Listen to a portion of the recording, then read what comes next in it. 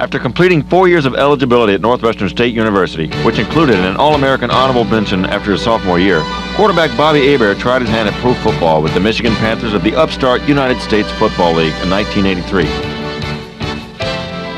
Bobby, a third-round draft pick, won the starting quarterback job before the season and began the season as the #1 signal caller. Hebert and the Panthers got off to a rocky start in the first-year league, going 1-4 out of the gate.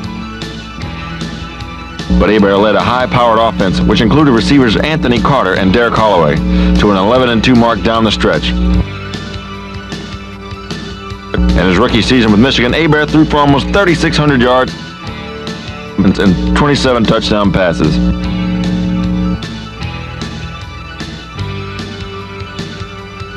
Hebert finished off the '83 season by leading his young club into Denver for the league's first championship game against Jim Mora and the Philadelphia Stars.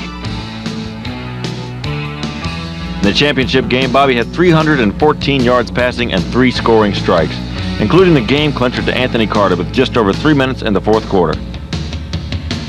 With the game still in doubt, on the pass play, Bobby recognized a blitz and changed the play for the decisive score. Hebert's passes led the Panthers to a 24-22 victory over the Stars.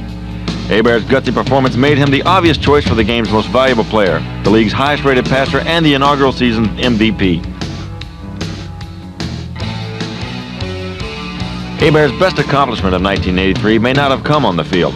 Bobby took advantage of a clause in his contract that allowed him to return to NSU to receive his degree. During his time in the USFL, Hebert had 3 playoff appearances,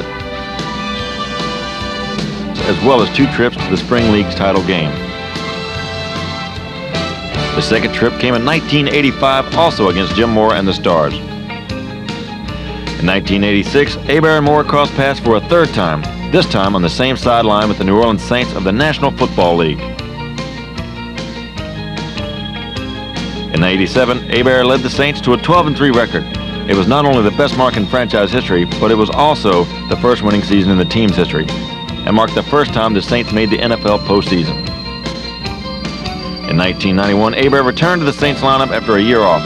Bobby came back with a vengeance as the Cajun Cannon quarterbacked the Saints to their first ever NFC West championship. From '87 to '92, Hebert led the Saints to 19 straight wins against AFC opponents. In 1993, Bobby went marching out of Saints uniform and into the nest of the arch-rival Atlanta Falcons. In the second game of that season, Hebert replaced an ineffective Chris Miller as starting quarterback for the Falcons. One of the highlights of the season for Bobby was a victory over his old team on the floor of the Superdome. Hebert was under center in all but one of the Atlanta victories that year, including wins over Dallas and San Francisco. Bobby was rewarded for his outstanding season with his first trip to the NFL Pro Bowl. Hebert led the NFC to a victory over the AFC All-Stars.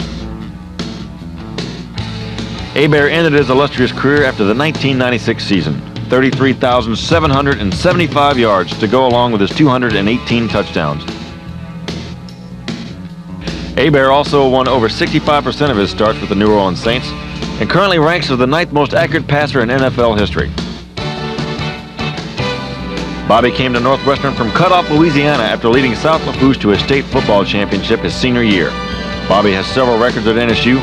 He set the school's single-game record for yards passing, total yards, and total yards per game. And despite only one injury-free season, Hebert still ranks as the Demons' 5th all-time leading passer. On December 17, 1983, Bobby Hebert received his degree in business administration. Hebert later made Theresa his wife, and today they are the parents of 4 children.